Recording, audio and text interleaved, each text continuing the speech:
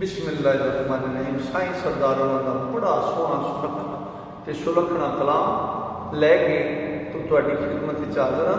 साईं ने बहुत सोहना फरमाते हैं, आंदे ने भी अपने मूँह बड़न बनाने कुछ नहीं, तां तेन कोई गैर नहीं चंगा आखे तो तू तो अपने नफ्स की कैद च, इसलिए तू अपने आप को चंगा आना। तो साईं दी ये रुबाइयाँ लैके मैं सजना की खिदमत च हाज़र हाँ।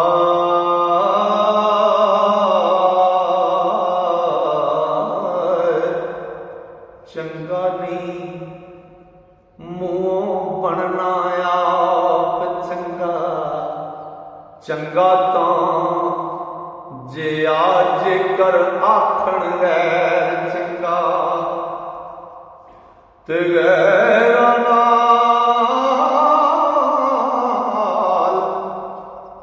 मुकाबला की तेरा, नाल अपने आप दे वैर चंगा।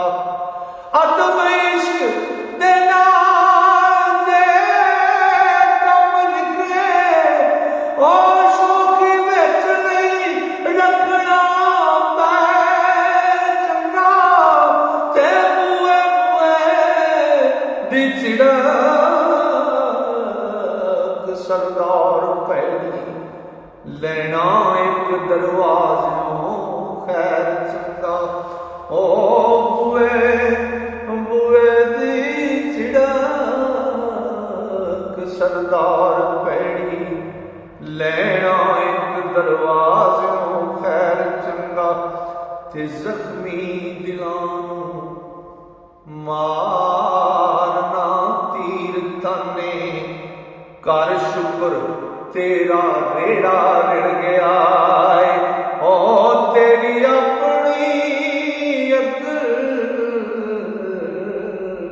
भी गुम होनी, ओ पुट्ठा गेड़ तकदीर दा गिड़ गया है। ते चुकण वालियां ते रहमत वस रही है, ओए ओनू ताक लानत जेड़ा तिड़ गया है। ओ पैंदा वस बगियाड़ा सरदार साइयां, जेड़ा छेड़ छेड़ू बिना छिड़ गया है।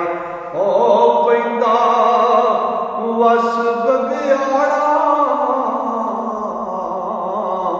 सरदार साइयां, जेड़ा छेड़ छेड़ू बिना छिड़ गया है।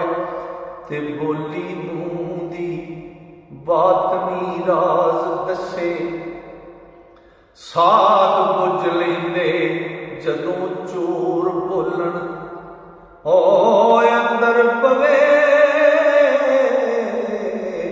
तरेरे आवाज बदले, भांडे साफ ना नवे नकोर बोलन।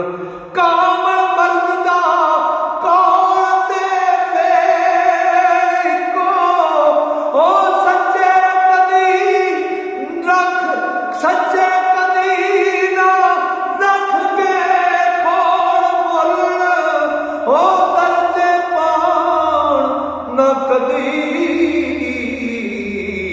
सरदार साइयां, उत्तों होर बोलन ते विचों होर बोलन।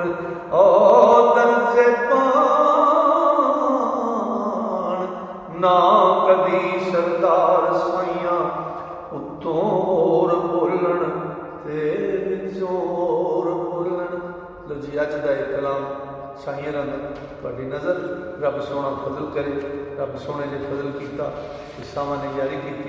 इंशाअल्लाह कल इस तो अगला कलाम लेके दोस्तों की खिदमत च हाज़र होवांगे।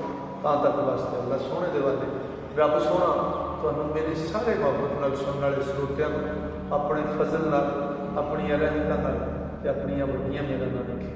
अस्सलाम।